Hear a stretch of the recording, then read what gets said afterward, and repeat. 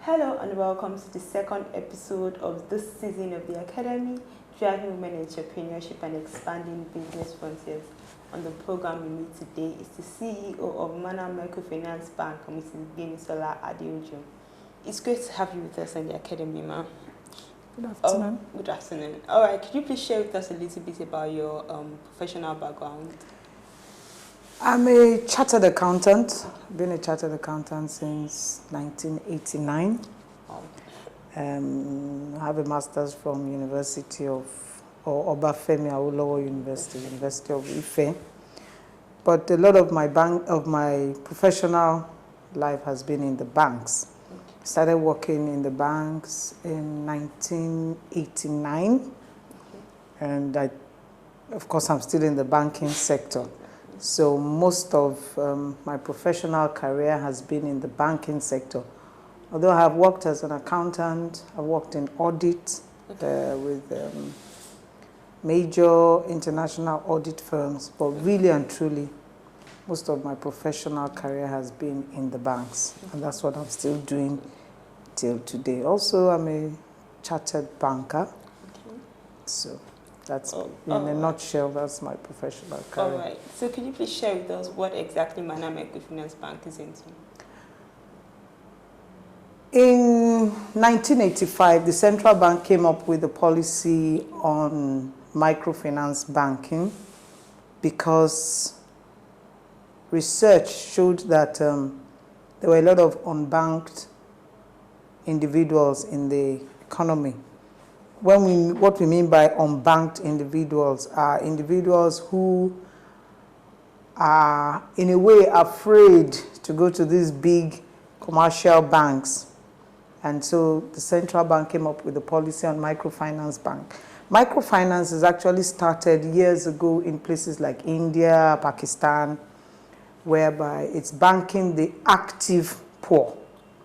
When we say the active poor, those who are low in the society ladder, but have some sort of businesses, some thriving businesses, and with a little help, they could go further. So microfinance is actually banking the grassroots. Why did you go into microfinance banking? I know that I have a zeal to empower people. You know, it's something that has been in me, which I actually wanted it to grow. I actually wanted it to be something that I would do, and I really enjoy doing it.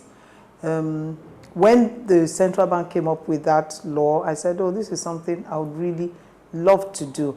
And, you know, I love to see people who have nothing and have become something. So that's really why I went into microfinance banking. And it's actually, you know, it's like a two-way sword, you know. I'm empowering people, and it's also my area of specialization. So it gives me fulfillment. And I know that, you know, I love seeing it when people are changed financially. That's it. All right, but I'm interested in knowing how the name Mana came about. How did the name Mana come about? I don't want to sound too spiritual, okay, but I have to. When I conceived the idea, I took it to God, and I said, God, I need a name for this business. And I was referred to the part of the Bible where it talked about the children of Israel were fed with manna, and he says, okay, that's the name, Mana, help for you, help for those you are bringing the service to. Okay, oh, that's very interesting. Yeah. But now you're a female that is heading a financial institute. How long ago has the Mana been established for Mana? Mana is 5 years. Wow. Okay. 5 years. Okay. Okay, but you're a female heading a financial institution. It's not very, I think on my research, even trying to find out how many females own financial institutions, it was quite a long search before I realized that, okay, you're into it. How has the journey been for you? I think that has changed now. I don't see, whether you're a male or a female, I don't see any gender difference. Well, even in the banking sector, I used to have one boss, when we're having meetings, he would say, "Good afternoon, gentlemen." I would say, "Excuse me, there are ladies." I say, "In banking, there are no ladies. Everybody is a man." So we have that training, and that you're a man. I don't see any gender difference. A woman can do better than a man sometimes. But what challenges have you come across in these 5 years, and how have you been able to overcome them? Challenges in which area? Now, where do I want to start from? Okay. Challenges, let me take 2 areas. Challenges in terms of staffing. Okay. That is one major issue microfinance banks have. I don't even think it's just microfinance banks alone. I think it's even the whole economy. Staffing is a problem. It's a problem. I think our graduates, our youths need to be reorientated. Everybody's in a hurry to make money. That's it. All right, but I'm interested in you saying youths are not very, probably they need to be reoriented, but exactly on what? Because I know many times when people come out of school these days, they are rushing up, okay, banking industry, let me just write the bank test and go in. Yeah, that's what I'm saying. The bank is not the ultimate. You see the glamour, but the stress is there. Everybody wants to work in the bank. By the time you get into the banks, then you will know that all that glitters is not gold. A lot of people have had to leave because of the workings, what you have to do, the work you have to do, you have to go out, you have to do this. And I said also that the youths need to be reorientated. I think it's the way our economies, or the way the climate of Nigeria is. Everybody wants to get the glory, but are not ready to tell the story. And usually, before the glory comes, there's a story. They're in a hurry to make money. Oh, I must live in so, I must buy this car, I must wear these clothes, I must be able to do this. No. It's not that easy. It's not. All right, but how are you able to fund, especially at startup? You see many youths are encouraged to start up businesses today. What can you say concerning startup funding?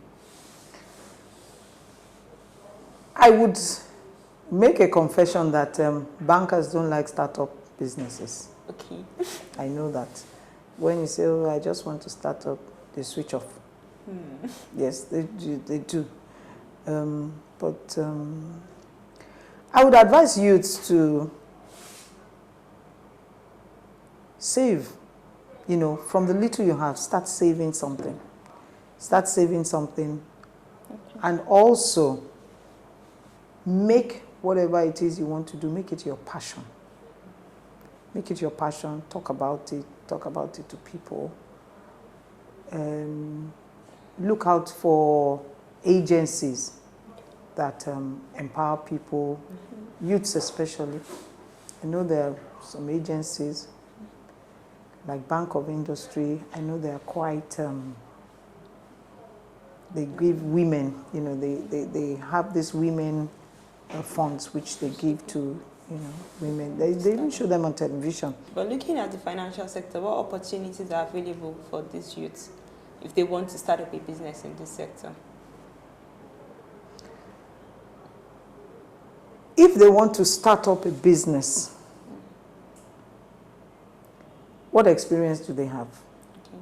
First of all, if you come to me now and say you want to start up maybe a computer repair or a computer whatever, I'll ask you, do you even know how to put on a computer?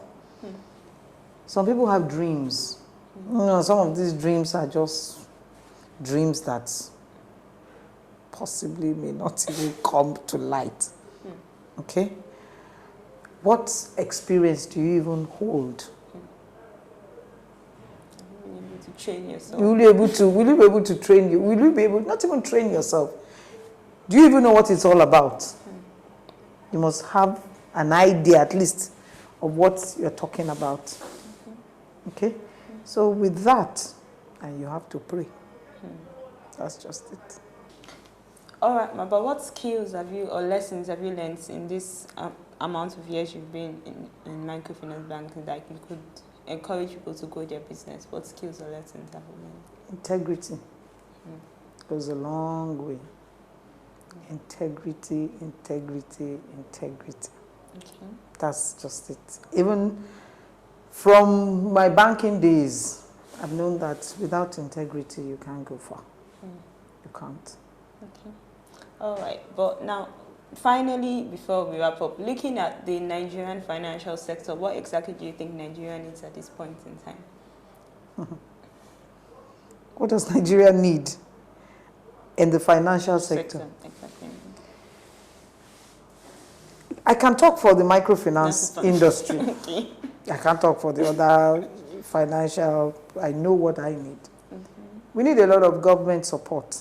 Okay. A lot of government support.